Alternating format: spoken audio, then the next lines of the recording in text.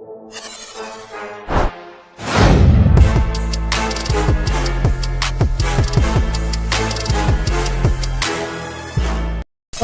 After Dark begins now. Well, ladies and gentlemen, the Edmonton Oilers will not be named Stanley Cup champions this year.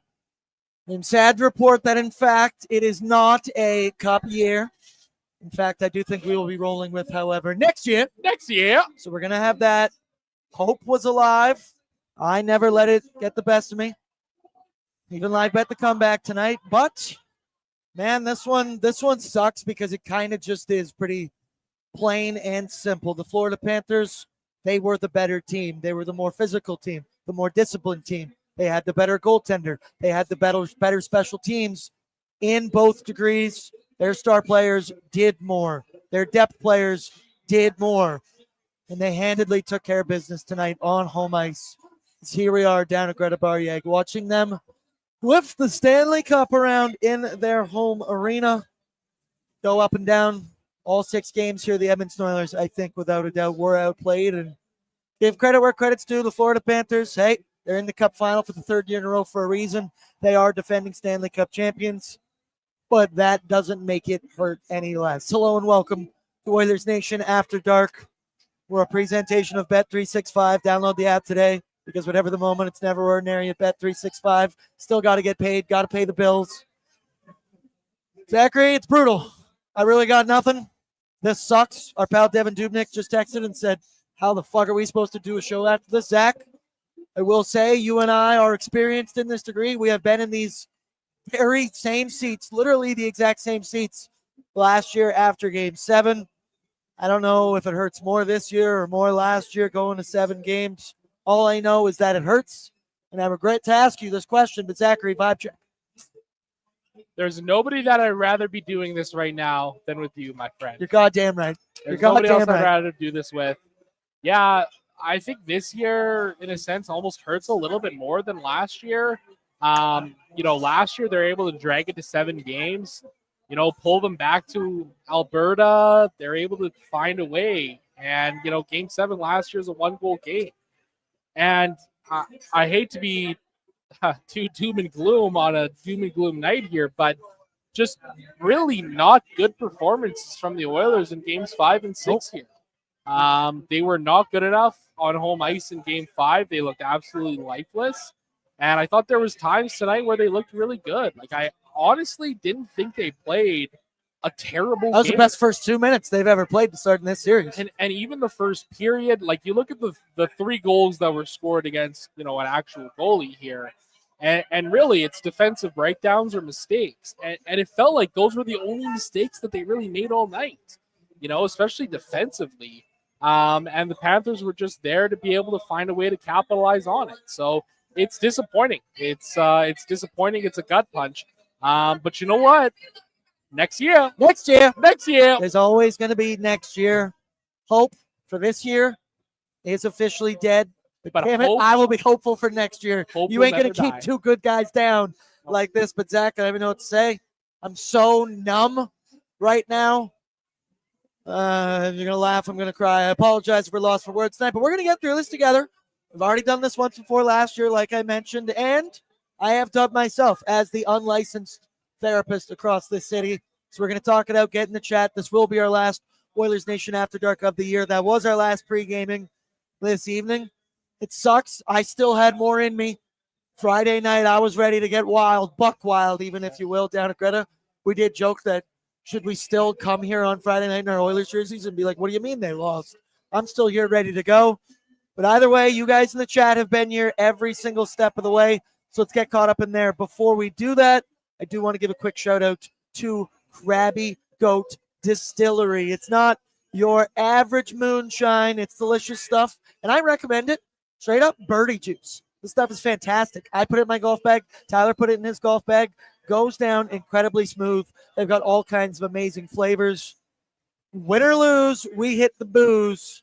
And this evening, hey, it's some Krabby Goat Distillery in you. They're also awesome people down there. But let's get caught up in the chat. Nathan, kicking it off, says, how are we supposed to feel? You feel whatever way you want to do it right now. There's no bad responses. Once again, to the trolls, let's try and keep it respectful. Let's try and do it as much as we can. But I think some things are probably going to be said in here tonight. I'm a realist. Chemo man, we will be back again soon. You're goddamn right. Next year. Cato's in. Paul Coffey is probably not returning as the D coach. Oh, yeah, the offseason chatter can already start. The Connor McDavid extension talk. I'm sure that's getting ready to go. And will be brought up aplenty. Gas the Bird, kill me now. This is why I have trust issues. Dude guy 777. Just going to crack open a Muggs root beer to take the edge off. That's a pretty damn good call. I could go with one of those. Nathan, congrats on the win, Florida fans. All 2 of you in the chat. Congrats. You guys are the better team. To the others, you know who you are. Where did your team finish? SK. Well, that's it. Damn. That's kind of the most numbing feeling of it all, is that it's just over with. Rogers in. Going to miss you guys. Going to be a long summer. Hey, we still got Oilers Nation every day up until July 1st. We'll have shows throughout the summer. I've also been discussing, I might just do my own podcast throughout the summer because I miss you guys and I want to make jokes throughout it. Maybe not even fully Oilers-centric. A little bit of this, a little bit of that. But tonight's not about that. Tonight's about the funeral for the Edmonton Oilers. Sam Squanch, 67 on the bright side. They didn't win it in Edmonton. Oh, we're going to get in our loser bag tonight. The Nash, at least we have our Vegas trip to look back to. Was great to meet some of you. Absolutely. Lots of good memories. This team in these playoffs got to Game 6 of the Cup final. There's obviously some injuries dealt with. Guys like Zach Hyman. Ekholm was injured for the majority of the playoffs, and tough way for his season end. We'll unpack that some more with our pal Devan Dubnyk. But the Edmonton Oilers, their team was kind of pieced together with Scotch tape at points during this playoff run, and I'm proud of them for getting all the way here. But as I said, that is straight loser talk. Bren, last year I was disappointed. This year I'm pissed. Let me know in the chat, what are the differences between this year to last year? Because they both just stink. Tyler Mulick, I love you. I know he'll be there again next year. Vinny's in. Bordzy, thank you for everything this season. Hey, guys, I love you. Come on. I got the greatest job in the world, and it's because of guys like you, even on nights like tonight. Cato, Ekholm never should have came back. Guy was a complete liability. I hate that I agree with you, but hindsight is 20/20.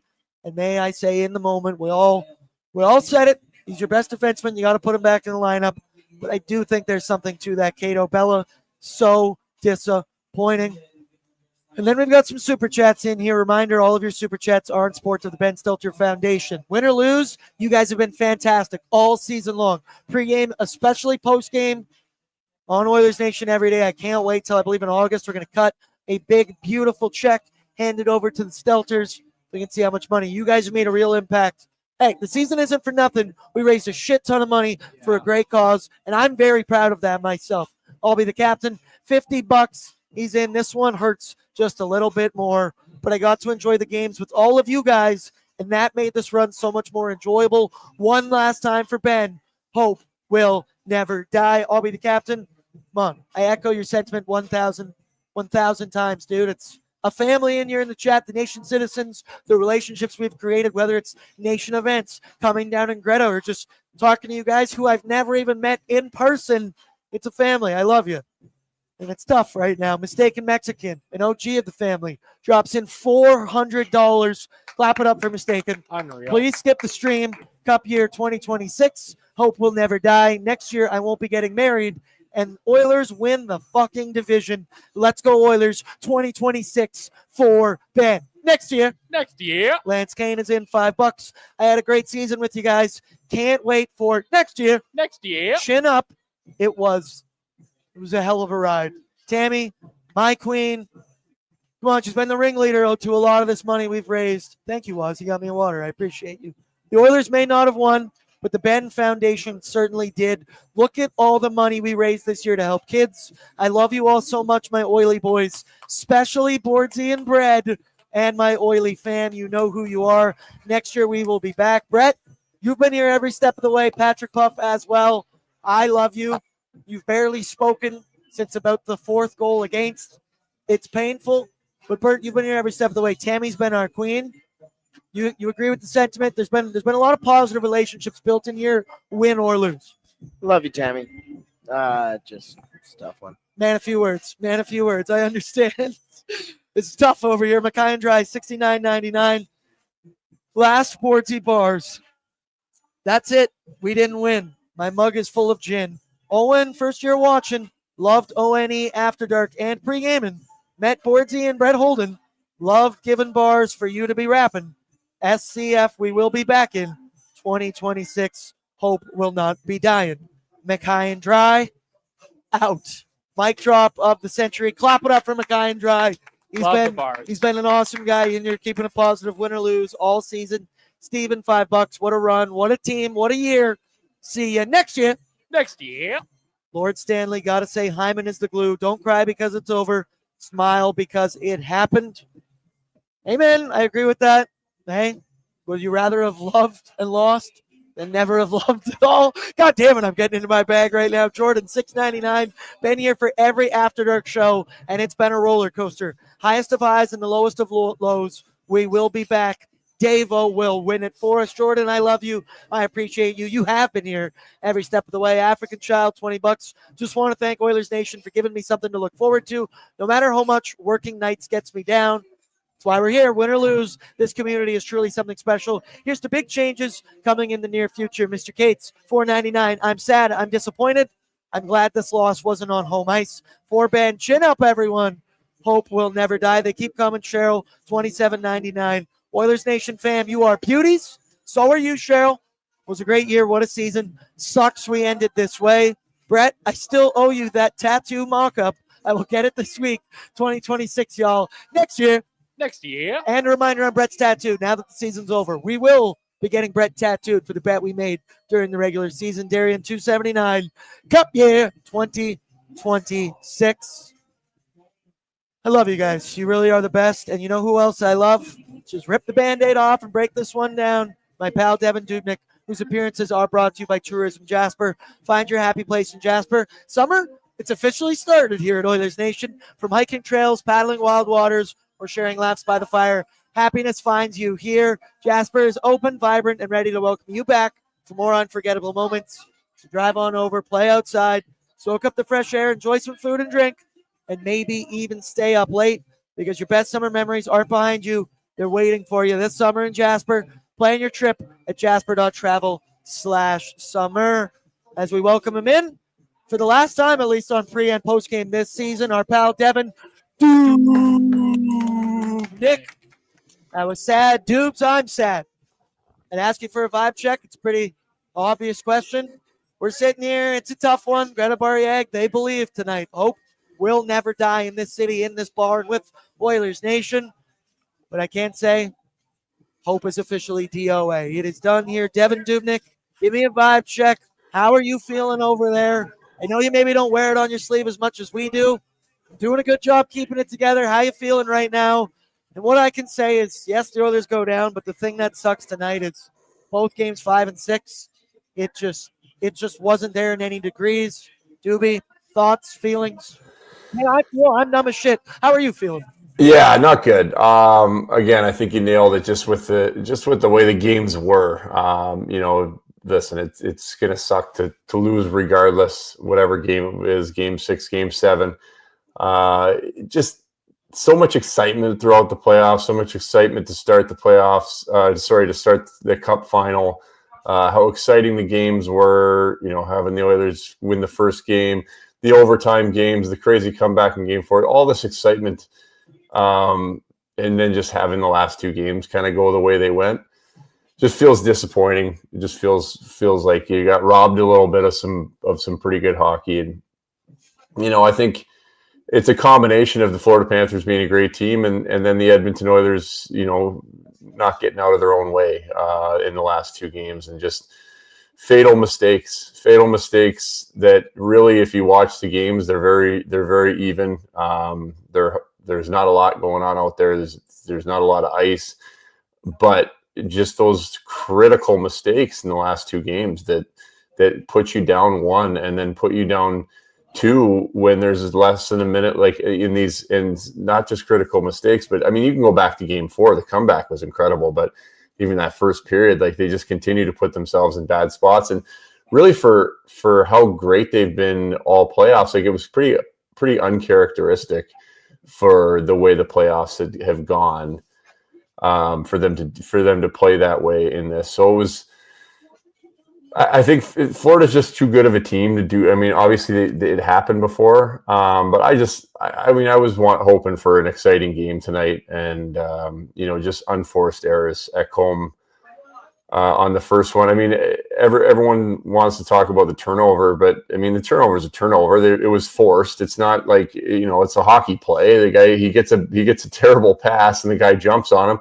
They're still in great position here. I mean, there's absolutely no reason for him to take a run to the boards here. It doesn't make sense at all. He doesn't have a ton of speed. There's not a guy breaking to the net.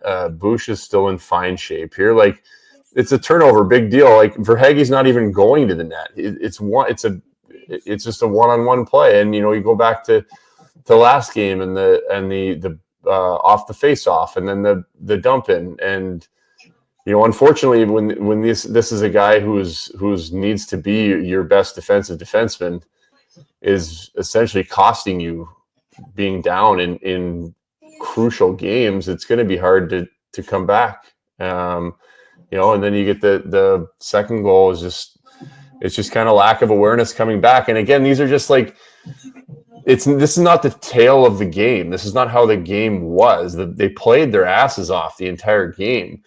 But then there's just these like glaring mistakes. Like, this is just D zone. Like, you don't protect the middle of the ice. Like, you don't, you watch that as protect the middle of the ice. Everybody goes and protects the boards. Like, that is an absurd amount of space. And if you watch, how difficult it was for the Oilers to get anywhere near the middle of the ice at the other end, this is a nothing play. I mean, he stops on the wall. He doesn't do anything. He literally, like, it's practice. Like, he stops and then throws it, and he's walking down Main Street, and it's, it's 1-0 with less than a minute left in the game. And these are just these errors that were happening, that they're just because, and now Florida is primed to win the Stanley Cup, and they've done it last year. They know how to do it. It's just too big of a hole to climb in. And then you go, obviously the third goal is going to get talked about a lot. You want an explanation from me? I don't really have one. It just, I'll just say a little bit of lack of focus. Is it? I don't know. I know if you ask him, he'll probably tell you honestly if it was just a poor play. I mean, sometimes on plays like these, you can lose sight of it a little bit. Although watching the replay, it seems like he just had it all the way in. So, if he made a mistake, he made a mistake. That's really all you can say about that one. But that one's a pretty big. Yeah, I mean, there's no watching that. There's definitely no screen there. So, and again, that's late in the second period, and for how difficult scoring chances were to come by. That's kind of that's the nail in the coffin right there. Because even if they're hard to come by, if you're 2 goals, you just get one shot in the net, and then everything changes because you're just one away. And to give that one up late in the way that it went in is just, I don't know. It felt like a special year. I haven't really followed closely. It's been a blast doing it with you guys, but this whole way, it just kind of felt special. Like the way they came back in the LA series, and then the way they took care of Vegas, and just everybody chipping in the depth, and the guys coming in, the lineup changes, like everybody was a part of it. 2 different goalies playing great at different times. Like, the whole team was a part of it. It just felt like something special. And so it's just kind of a shitty way to go out, where the last 2 games just kind of felt like they were dominated, even though they weren't, because it never felt like they had a chance to win the hockey game, I guess is the best way to put it. It never felt in the last 2 games like the Oilers were going to win the hockey game, just the way that it went. And they were trying, and the effort was there, but that's why it's kind of shitty. It's kind of a shitty feeling for the last 2. The last 2, the Florida Panthers just owned the pace of play. They were smarter. And like we said, Zach, I did think the Oilers had their opportunities tonight. It was just these sloppy, brutal, back-breaking errors, and it sucks in both game 5 and 6. It's one of your leaders in the Viking, Mattias Ekholm, who's out there. It's obviously a team effort on that first goal. Boy, look at it. I think it's just people seeing Bouchard and the number 2 on that and then getting their pitchforks out, because that is an absolute shit burger pass. It was a fucking ticking time bomb. Who then gets absolutely dangled trying to protect the outside once again, which is exactly what happened on Brad Marchand. Either way, I digress. We got plenty of time to dissect this. But the one thing, Dubes, that I mentioned to you before we went live, last year, Stuart Skinner, he was good in the Stanley Cup Finals, but he was defined in our chats and online by allowing Sam Reinhart to snipe over his shoulder and lose the game 2-1. That third goal just decides not to corral the rebound. I said, you basically could watch the Edmonton Oilers quit in real time in that moment. Skinner included, everybody on the ice included, just allowing, I believe that was Reinhart, to pounce on the rebound. My question to you, because it's going to be discussed a lot here in the media and in Edmonton with all the talking heads. Overall, what do you think of Stuart Skinner in the clutch in this hockey game specifically? And what do you think the message, maybe the takeaways should be from Stuart Skinner from this NHL postseason? Man, that's a loaded question. That's a lot. It's a lot. I'm not one. I don't like to look at one game to decide or make a decision on anything. I think that it's pretty incredible what he did from the way that he started to the situation that he was put back in with Pickard. It was different last year, right? Last year he came out and then went back in. Like, it was his job, his net. It was just a quick breather. He came back in. Still impressive that he did what he did, and he stepped up and then turned his game around and started to play. For him to do what he did this year, being put in an almost impossible situation. I mean, you want to talk about setting somebody up to fail. You're 0-2. You haven't been good. I mean, your stats are horrific. We go back again, those first 2 games against the Kings were not even the same Oilers team. The whole team was bad in front of him. But you come in, now you got Pickard come in, and I mean, we talked about this over and over. You got a guy that's the hero, is 6-0, has won you playoff series and have you up 2-0 against the Vegas Golden Knights. This guy's a hero, and he hurts himself. I mean, and then on top of that, the first game that you play, you lose with 0.4 seconds left in regulation. Like, from that point on, there are 99.9% of people are going to crumble and go crawl in a hole. And like, for him to respond the way that he did and give the games that he did and play all the way through and win 2 games in the Cup final is very admirable. I think there's definitely going to be conversations because it's a little too trending for the way that it's happened. I think this is a team that has shown now that they expect to win. They're good enough to win. They're good enough to be there every year, competing with the ownership, with management. The coaches have done an incredible job.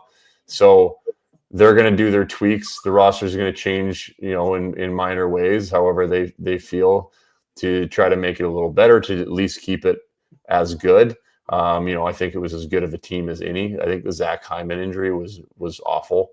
I think that changed a lot for them. But this is a team that expects to win right now. And so this is 2 years in a row. And this is not that Stuart Skinner can't get it done. And this is a Canadian team that expects to win right now. And Stuart Skinner is still a very young goalie. He really is. He's still young.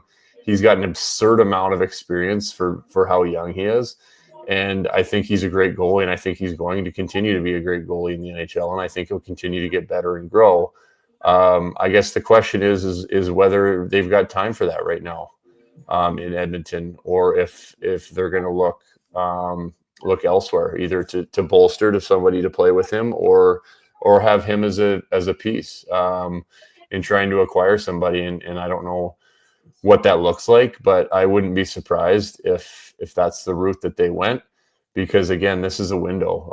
This is a special thing that they have going with McDavid and Draisaitl, and really, a lot of the guys on the team, and it's a window. That's just the way it is. And so I think they're out of patience for that window, even though, again, I think he's played really well. But it's a few games now. Although it wasn't his fault at all in game 4, but again, there's saves to be had in the finals that made differences in games, and that's not saying he played bad, but there's saves to be had. I even think the first goal tonight, is it a bad goal? There's some days it goes in, some days you stop it. Like, Bob's making those saves all playoff series, and we shouldn't be comparing him to Bob anyway, because I don't think anybody compares to him. But this is the time that they need him, right? And so I think they'll explore some other options,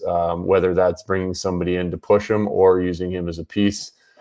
Unfortunately, that's the business. But just on a positive side, I think if you look, I know it's been a roller coaster with the goalies, but I truly think if you look at the end of this and going back, other than these last couple games, I think the Oilers' goaltending was a strength for them throughout this playoff run, rather than we're doing it in spite of them. I thought their defense and their goalies were pretty damn good throughout this run, give or take this last couple and the very start. And so that's something to remember. And there are times where the Oilers' goaltending is good, and I think it was a combination of Pickard and Skinner when he was playing well, that it was very, very good for the majority of the playoffs. But I think there will be conversations this summer. They were great for 3 weeks, and then, hey, you run into a buzzsaw like the Florida Panthers. They're able to pick many goaltenders apart. Zach, you got one?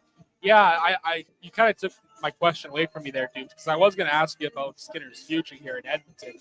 And I do agree. Like, I think that there's going to be some really tough conversations had this summer here in Edmonton about what the future looks like. And I agree. Like, I think Skinner is a really good goaltender.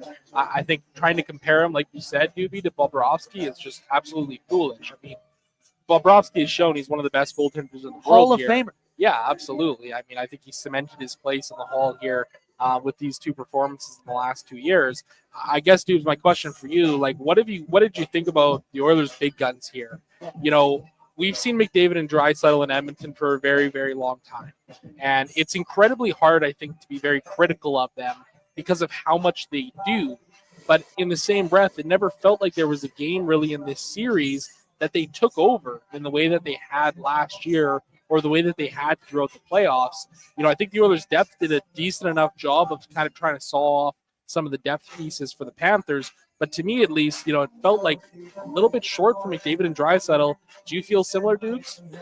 I do. And I don't know what that is. If it's, if they might have ran out of gas a little bit. And obviously you don't, but of course they're in shape and they're going, as hard as they possibly can. But listen, this is a Florida team. They've done it to everybody. And the way, we've talked about it over and over with the way that they walk the line, the way that they interfere on every play, the slashes, the punches, like even just the little things that aren't necessarily a scrum here or a scrum there, or punches, like just constantly trying to fight through the interference, just trying to get the puck, and every single time it's interference.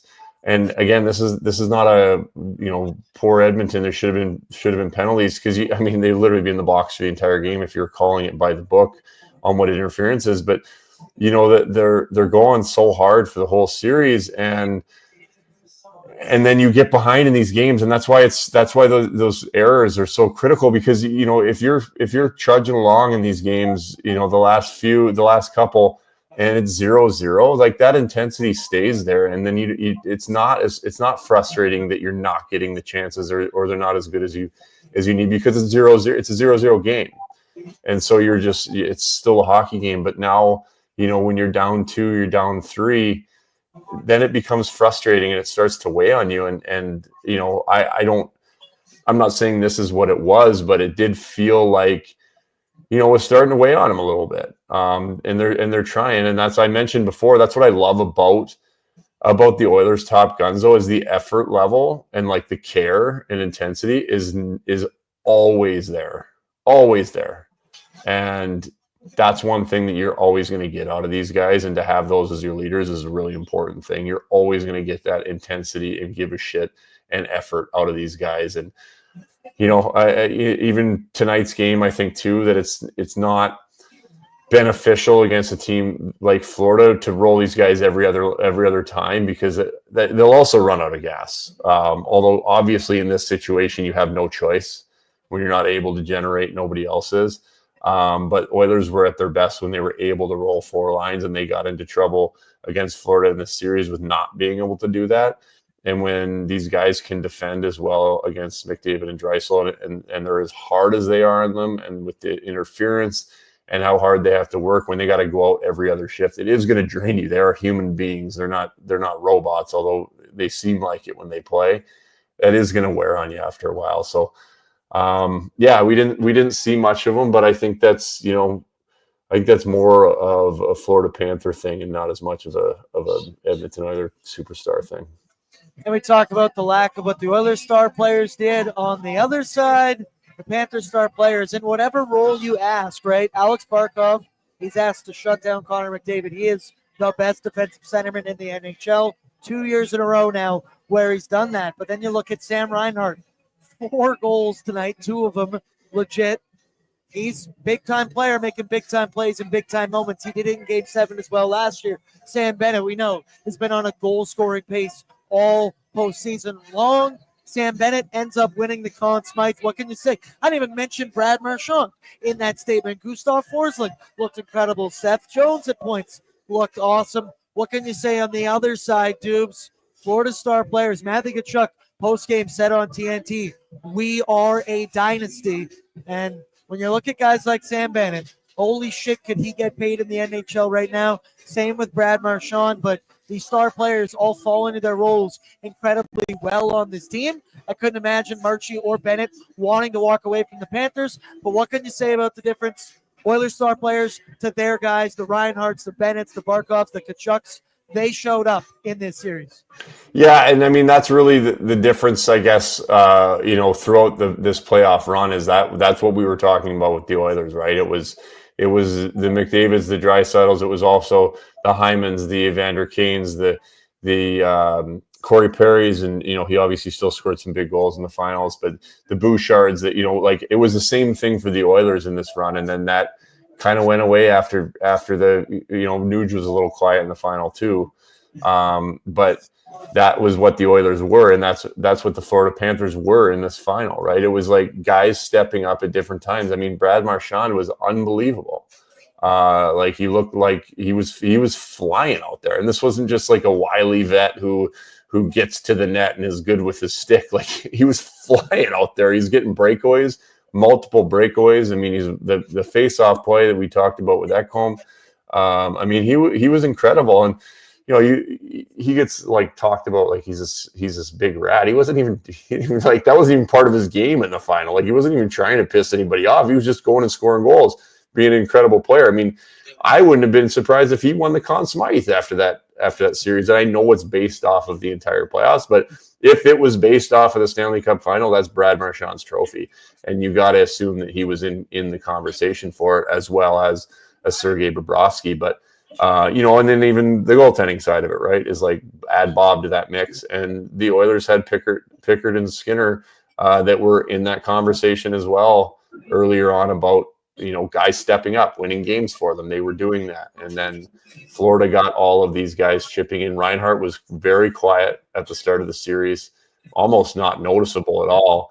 I think, what do you get, 6 goals in 2 games or something in the last few, pretty good player. So that's just, it's tough to, and then, Sam Bennett's a great hockey player. Even when he wasn't scoring, he's getting great chances and hits hard. And God, it's like, you don't want to be talking about the Florida Panthers right now, but you got to remind yourself, this wasn't a giant fail by the Edmonton Oilers. It was an incredible playoff run that is never going to be good enough until they get all the way. But this is a freaking good Florida Panthers hockey team that they're also playing for. They've done this to a lot of teams over the last 3 seasons. It's not just the Edmonton Oilers. I'm already seeing Leafs fans, Nick Alberga, trolling on Twitter right now. I want to puke, saying that the Leafs are the second best team in the NHL because they took them to 7. What was your line? Your response? If my response to Nick Alberga was, if the Leafs were the second best team in the NHL, they'd be watching the Oilers lift the Stanley Cup ring. Why can't somebody in the Eastern Conference just step up and defeat the Florida Panthers so I don't got to fucking deal with these guys anymore? Also, Frank Cervelli has a tweet here. It says, quote, Matthew Tkachuk says he tore the abductor off the bone and was dealing with a hernia on the same side of his body. Wasn't sure if he would be able to play to start these playoffs. Tkachuk says grinding through all that makes this Stanley Cup more rewarding. Doobie, we know a couple Oilers dealing with injuries. We obviously lost Zach Hyman, which when you talk about some of the production that the Panthers got through other parts in their lineup, I think it was apparent that the Edmonton Oilers were missing number 18, let alone its physicality, but its goal-scoring prowess and everything there. Oh, I don't even know where I was going with this. I'm just sick to my stomach thinking about Matthew Tkachuk being that injured, and he still was able to affect the series. I'm sick to my stomach. Oh, it's about injuries. Doobie in the room right now. Nuge obviously banged up. I'm sure we'll get some rundown on some of the Edmonton Oilers injuries when they clean out their lockouts at the end of the postseason here, but I don't know, man. I don't think you've ever lost the Stanley Cup before, but what do we think that room is like? Actually, I know what that room is like because we got to watch it last year on Prime Video when the Edmonton Oilers lost Game 7. Dubs, I'm incredibly sad right now. Give me any positivity. You got any positivity in that loser bag of ours? I mean, the statement before was the best one, right? Is like that was a special playoff run, and it doesn't matter. Like it doesn't matter right now, but we got to have a lot of fun. I mean, you guys got to have more fun being at Greta, but like there's a lot of really, really good times that were had, and a lot of really, really good and exciting hockey games that you got to watch that. You know, we're pretty damn close to looking like they were over about 4 days into the playoffs. So, I mean, it's been some of the best hockey like some of the most exciting hockey that I've watched and got to follow along with you guys. So, I mean, I truly appreciate that, and I think that just looking at this team. There's still the window there. They've done a good job adding the pieces. The salary cap's going up, so like they're going to be able to fit guys in and keep it together. And management has done a good job, obviously, building this group to go to the finals back to back. And there's always tweaks to be had, but I think with the main group of guys, there's good reason to believe that they're going to be right back in the spot to go on another run next year. And you see how hard runs are. But we're still there. This isn't the one and done and then not make the playoffs next year. This is still a group that can get it done. There are 30 other teams that would love to be in the Edmonton Oilers position back-to-back Cup Finals. You got McDavid. Now I know we're going to talk about the contract extension all summer long. Thank God we got content to discuss. We need that. But Leon's locked up. I expect Evan Bouchard will not be going anywhere.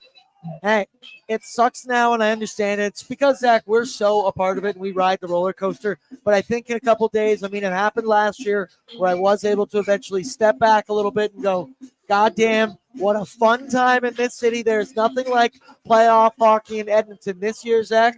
We're going to have a lot of fun with our new pal, Devan Dubnyk. One of the highlights of my entire year, getting to party with you down at Greta in downtown Edmonton. Dubes, we really loved you. We appreciate you. I'm sure you'll still be hopping on ONE throughout the summer. We also got Reese doing a little something for you on the side, which I helped him out with a little bit earlier today. Shout out to our boy. But, Dubes, I don't know if we've got anything else. I don't think Zach and I do. We love you. I cannot thank you enough for hanging out with us this postseason. It's been so cool. I showed you the first time that you joined the show that you and I got a photo together back in 2016, I believe it was. I waited for you outside the bathroom, and damn it, here we are years later. Best friends. I said it, not you, but I'm going to stick with it. Dewey, we appreciate you, man. You've been awesome breaking it down. And, we really want to say thank you for not just doing the shows, but, getting in the shit and being a part of everything, coming down to Greta, getting donaires with Brett, Zach, and I at 1:30 in the morning, going golfing with the boys. You really bought into this whole Edmonton playoff run, and I get it's a former player. Some guys maybe don't want to do that, but, dudes, I really appreciate it. We fucking love you, man. Absolutely. Yeah, I appreciate you guys. I love the city of Edmonton. I love my time there. I know I know what that's like. I know, how close everybody is, and that the way, how much everybody cares about hockey, but just the way people are there. I'm an Albertan boy myself, so I love getting back there with you guys. But this has just been so much fun. I obviously was happy to do the pre and post, but just getting into it at the start, I got to kind of be a fan this year, and I haven't been able to be a fan of hockey. Obviously, when you're playing, you want your team to win because you're playing. But I mean, I couldn't tell you the last time that I truly got to cheer for a team and go on the playoff ride with them. And so this has definitely brought some joy back into hockey for me. So thanks for letting me hop on, and hopefully, I know we'll be doing it more in the future. Unfortunately, we got to wait a long time to get back to the playoff thing, but I know we'll keep this thing going. It's been a lot of fun, so thank you guys. We'll still have some content moving forward. Doobie, let's get it one last time. Devan, Dubnyk. And Doobie, it might not be a cup year this year. I'd like you to join us with this, but we're always going to have next year. Next year. There he is. Edmonton Oilers legendary goaltender Devan Dubnyk. We love you, dude. Over and out. Fuck me, I'm going to miss that, man. The guy's incredible. I said it before. They say don't meet your heroes. Whoever came up with that one never met Devan Dubnyk before. Wrong. Stupid. Because Doob's made this playoff run a little special and a little bit different. Also, made our takes better. I love being able to refer to the X and O's to Doobs. We never, shocker, and I say this all the time, these two faces never played in the NHL before, and it's nice to get the cross of X's and O's, former player, mixed with dumb idiot fans that are you and me. It's a nice, healthy mix, and Doobs has played along all postseason. Can't say enough awesome things about him. We love him. Also, love the super chats in here. Win or lose, we raise money for the Ben Stelter Foundation. Dog's Bone Barbecue, $50. Once again, handsome-ass photo. Lots to learn, but lots to celebrate. P.S. I have a crush on Cheryl Quartley, a committed Oilers fan and made a believer out of me. Woo! Cheryl, your move. Also, I don't know if Cheryl's married or whatnot. If she is, back off. Cheryl's our queen as well. Percy's in 690. Nice. We will be back in this Oilers shit for life. You cut me open, orange and blue. Just comes pouring on out. We survived the decade of darkness. We'll survive deep runs until we get the cup. Thanks for the memories. That's a good point. Also a great song. Thanks for the memories. Dukes is in. Fuck it. Oilers in 8. We'll see you Friday night down here at the park game.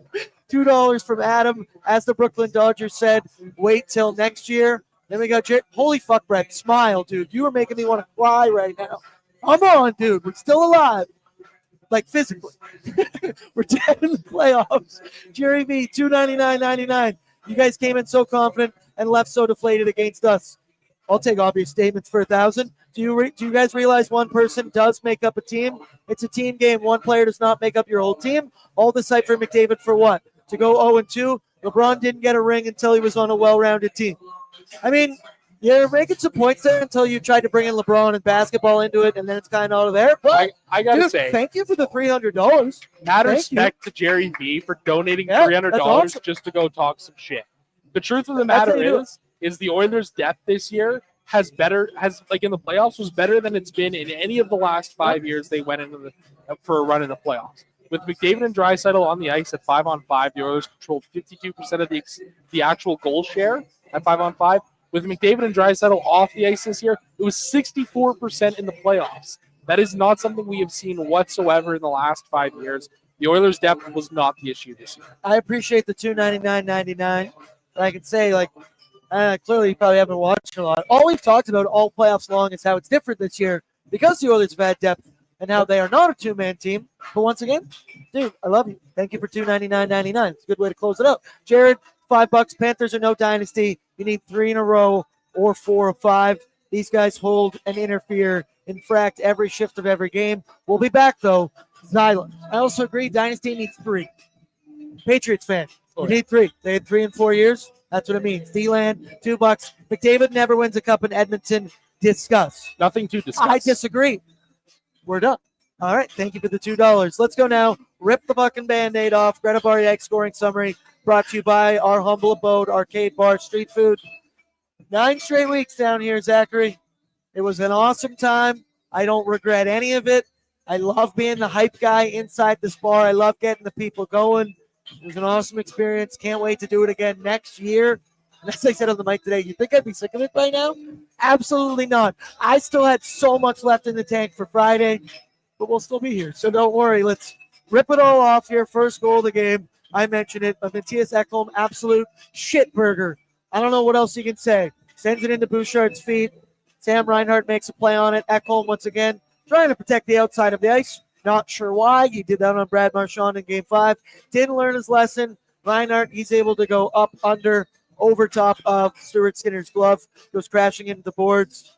This is bad from the get-go. Matthias Ekholm. It's going to be a long summer for him, Zachary. Yeah, it is.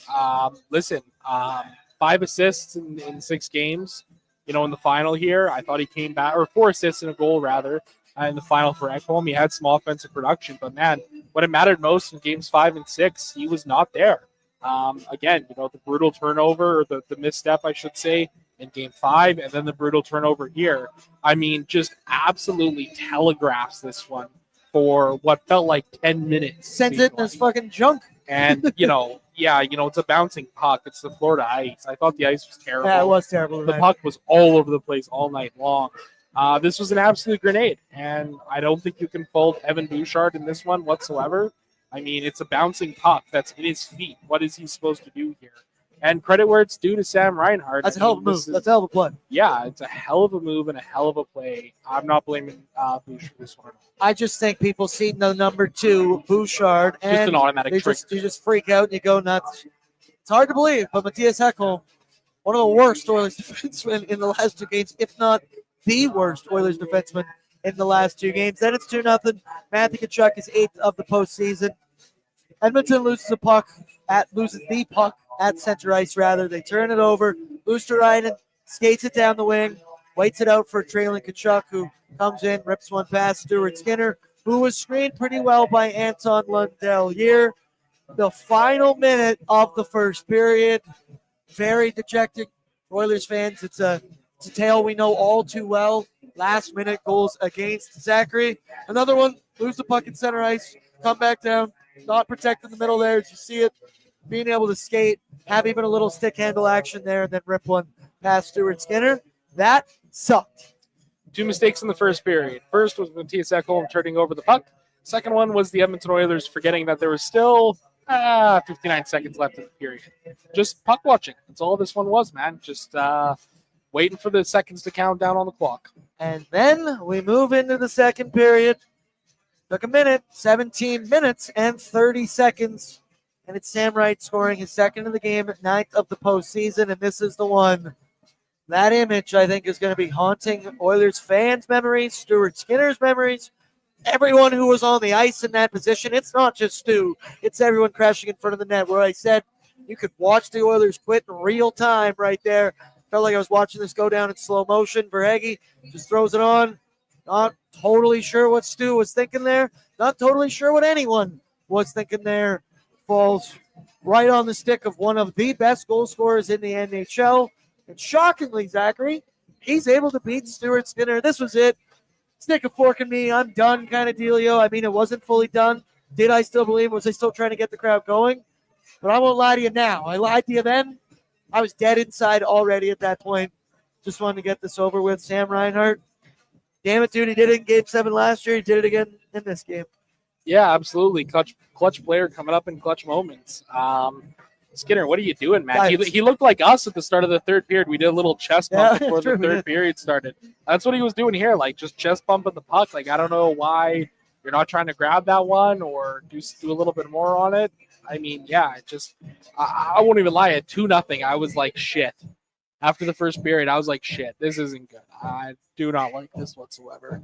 And then this one was, it was a dagger. Again, another goal late in the period, 3 minutes left in the frame.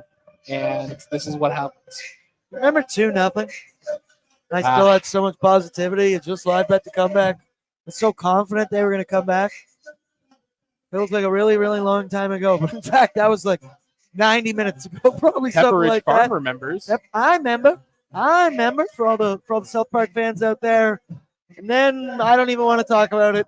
There's 2 empty netters. Vasily Podkolzin, he eventually scores, and the Edmonton Oilers lose by a score of 5-1. Doesn't get any easier.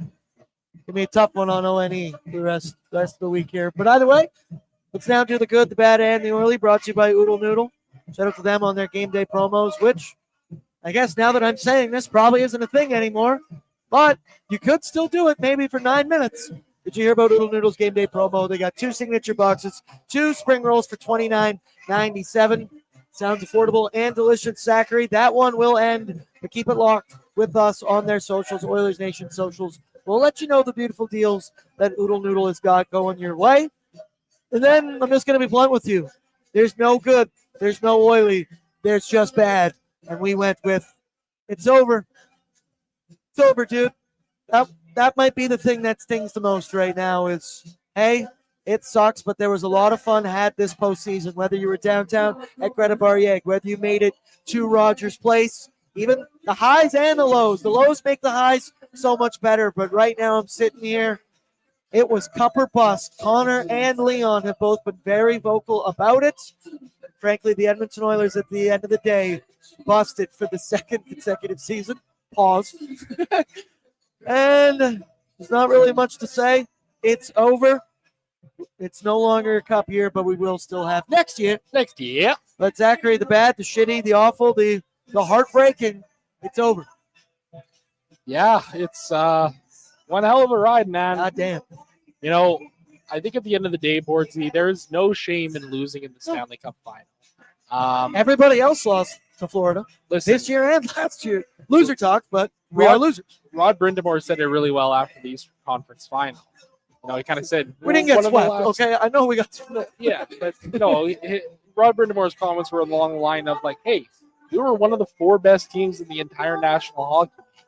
You know, there's still something in getting to this point, even though the losses sting, that you can kind of take solace in. You know, there was 2 teams playing hockey here on June 17th, and it was the Edmonton Oilers and the Florida Panthers. And you know, credit where it's due here. I give mad props to the legend himself, Jonathan Willis, one of the OGs of the Oil Ogosphere. He tweeted tonight, there are specific things that I'm frustrated with on the Oilers right now, but for the second year in a row, it was an awesome ride. This is a great team that lost to a better team. And I think that's a really, really good way to put it. The Oilers had a hell of a fucking season. They really did. They gutted through a regular season that was really difficult. You know, you could tell early on this year that they still kind of had that looming over them, the loss in Game 7 last year. You know, they gutted out. They deal with adversity all year long, the injuries towards the end of the season. And then all of a sudden, they just kind of pick it up in Game 3 against LA.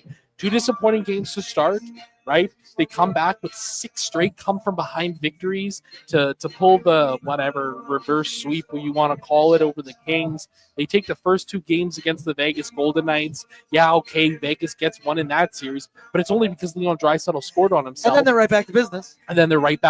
Against the Dallas Stars. Coughing up a Game 1. They come back with 4 big wins to win that series in 5 games. And then it's the Florida Panthers. And I'm not going to call the Florida Panthers a dynasty, but goddamn, what a hell of a team over there. And credit where it's due to the Florida Panthers, because they did an incredible job of assembling a squad. They could run it back with a lot of guys they had from last year. But, you know, the pickup of Brad Marchand, I mean, is that maybe the most? And Seth Jones is great too. Was Brad Marchand the best trade deadline pickup in NHL history? I mean, I think there's a legitimate argument for it when you look at what he did all throughout the playoffs. And then in the Stanley Cup Finals too. I mean, this was a team that just showed up in all of the ways that you need to win a Stanley Cup. And again, it sucks because we've said it for how many years now in Edmonton, right? It's a learning lesson. It's a learning lesson. You know, the Oilers have been there now. They have done that. They have gotten to Game 7 of the Stanley Cup Finals. They've gotten to Game 6 of the Stanley Cup Finals. You know what that means, Bordzy? They're due. They're due. Next year. Next year. Goddamn right. I love that positive spin at the end. And like I keep saying it, broken record, 30 other teams would love to be in this spot. I don't want them to catch strays, but Canucks Conversation, our Leafs Nation at this point, coming in hot. They've been in their off-season content plans for a while now. We've been able to ride this roller coaster for 9 straight weeks downtown. Greta, been a hell of a ride. And like you said, I wouldn't have done it with anybody else. You guys in the chat, Brett, producing, Pat, you, Coomsey, the whole squad, Pangs, Dan, Waz, everybody we've had all year. There is good inside this bad, damn it. It just takes me a minute to get there, and that'll do it for the good, the bad, and the oily. Let's go now to your Boom and Doom performers, brought to you by Odd Company, Nation Beer, Everyday Lager. Perfect for just every day now, because there will no longer be any game days. You can pick them up 2 locations in the Edmonton area, downtown, or their Ritchie location, or simply check liquorconnect.com to find out more. Actually, also, let me quickly bounce off. I want to give some love, because I might need one after the Zachary. Swiss Donair, brother. Shout out to them. It's been a dream partnership. They're with us on After Dark. It's home of the old school Donair with options if you want some flair. Open for 25 years and now open 7 days a week. The pride of the North Side. Swiss Donair is great for events at home or your office. Check out their location, 8308-144 Northwest, or order online at swissdonair.com. Throw in your booms, throw in your dooms. I don't think there's going to be a lot of booms that we can find a way in here, but chat, feel free, throw them in there. I can read a couple of them. Zachary, what do you want to give a boom to? It can be for tonight. It can be for the entire Cup final, or it can be for the whole playoffs. Whatever you want, brother. Just all everybody in Oilers Nation, from Jay, our fearless leader, to Bag Milk, to Kennedy and Maddie in marketing, to you guys here, Bordzy and Brett, to all of the writers, the Nation Network, to all of the social media people, and most importantly, to everybody who's tuned in and read anything that we've done this season, who's clicked and liked on a social media post, or has hit up the website, or has tuned in, or donated to the Ben Stelter Foundation. Just one hell of a fucking ride, man. Just really was. Just one hell of a ride. And yeah, just a big boom to everybody. I was going to give my boom to the chat, because you guys have been here every step of the way. You're the reason I have a job, and I get to do this. You see it all the time when we meet people and they want, which is insane to me, that people want to take photos with us, and they're like, hey, I watch all the time, I listen all the time. Getting to meet you guys is just the best. And I say it to every one of them. You and Brett hear it all the time. I say, I don't have a job without you guys. So thank you for letting me be able to live a dream. That sucks that we got to sit here and do Game 6 after the Cup final. We had to do Game 7 last year after the Cup final. But damn it, it's awesome. You guys make it awesome. Win or lose, we've donated a lot of money. You brought a lot of energy. You've come to Vegas. You've come to Seattle. You've come down to Greta Bar-Yeg. You've traveled down to Florida. You guys are the best. Nation citizens are the best, and it truly is what makes Oilers Nation special. Can't give enough thank yous to you guys. And the boom, you know what? Boom, boom, boom, boom, boom. That's 5 big booms to the chat. Sorry about your friend. Also, Dooms, Matthias Ekholm, we good? Good. Yep, we good on that. Brett, anything you want to say to the fans? You look just so depressed. I can't wait to give you a hug, Brett. Smile. We're alive. We're healthy.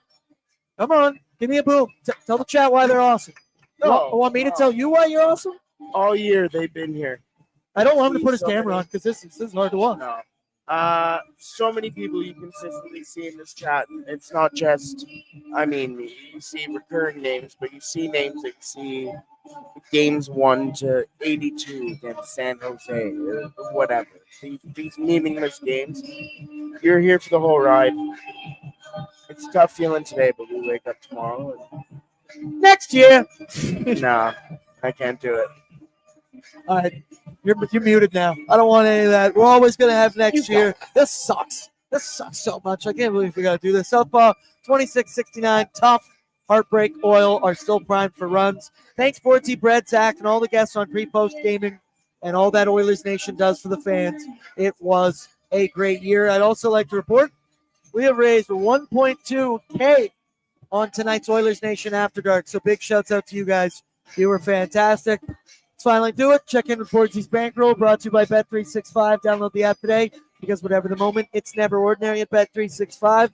You can still bet on the NBA Finals.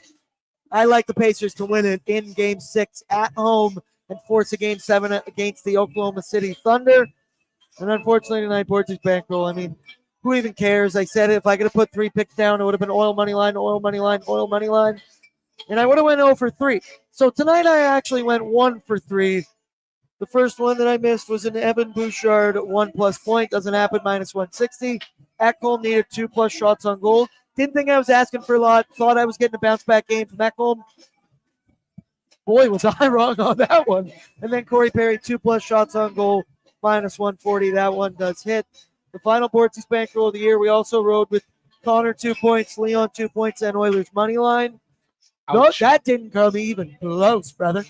So that one's tough. Let me know if you guys made any money on Bet365.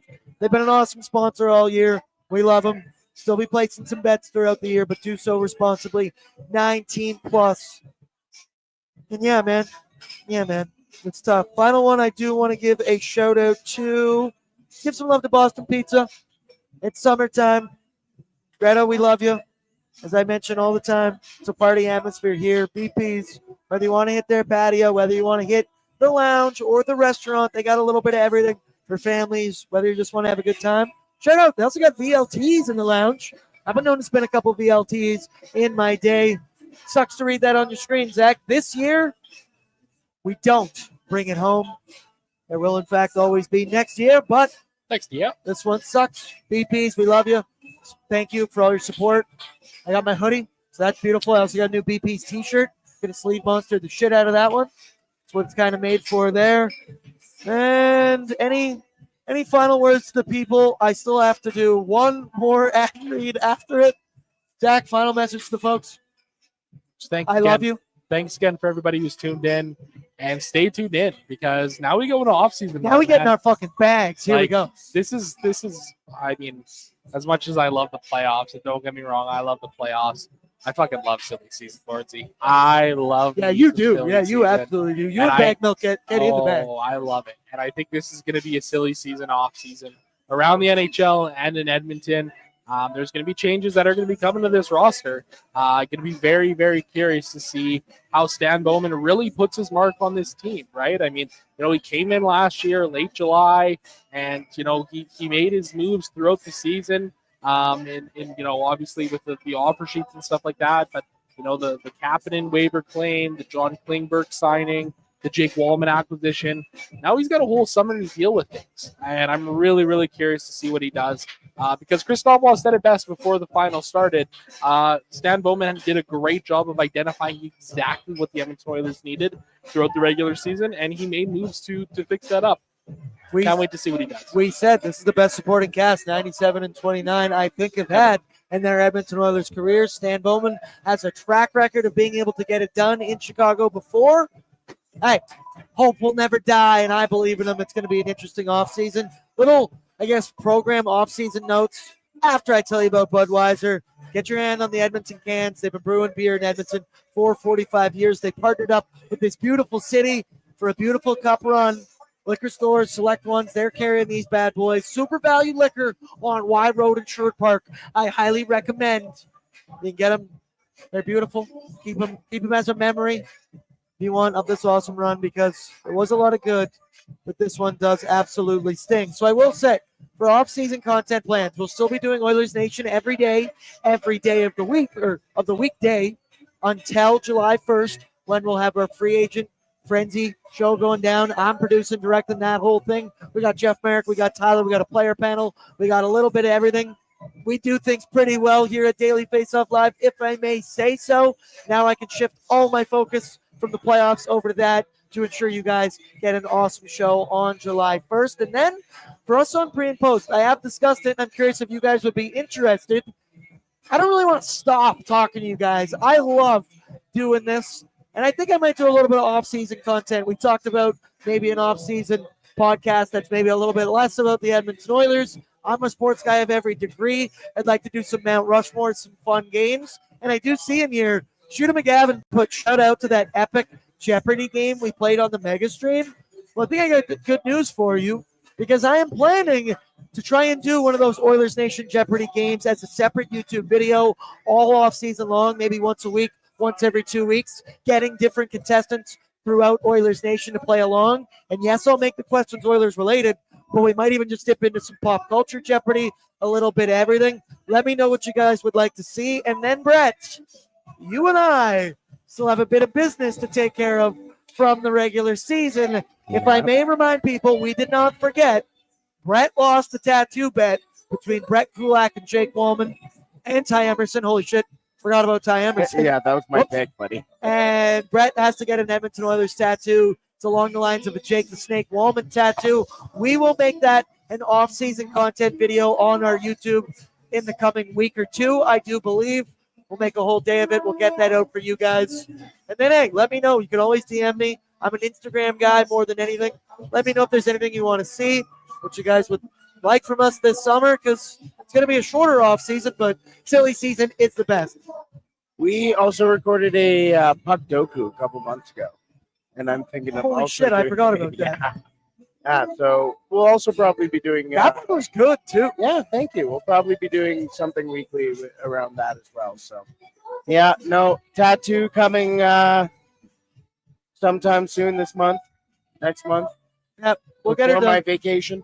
We'll get her done. And yeah, no, just I can't believe how quick. Yeah, no, that's Mr. insane. Gates says, Bordzy OnlyFans, please. That's insane. Yeah, no, I'm out on that one. All But, right, but I Jack, will that's say, enough. that's basically Prove it. our Prove it. out cue right there. I will say, though, I'm a Seinfeld guy. It is officially the summer of boards, if you ask me. So look out. We said it's officially Riverhawks season now. Elks, I believe, playing on Thursday. Come on down. So enjoy the summer and get ready for next year. Next year, as it will be. I love you all. I appreciate every one of you in the chat. Zach, Brett, everyone who's been a part of Pre and Post all season long. You guys, this has been my dream since I was a little kid to be able to get to talk about my favorite sports team in the world, the local team, the Edmonton Oilers. You guys have made my dream a reality. Can never say thank you enough. I appreciate you all so much. We'll talk tomorrow. This is not goodbye. It's I'll see you later, specifically 12:01 Mountain Standard Time tomorrow on this very Oilers Nation YouTube channel. Oilers Nation every day. Me, Tyler, and Liam will break down the season and what could have been. Zachary, wouldn't have done it with anybody else. I appreciate you. My number one bullpen call all season. Brett, I love you. Say it back. I love you. There it is. Appreciate all you in the chat. I love you too.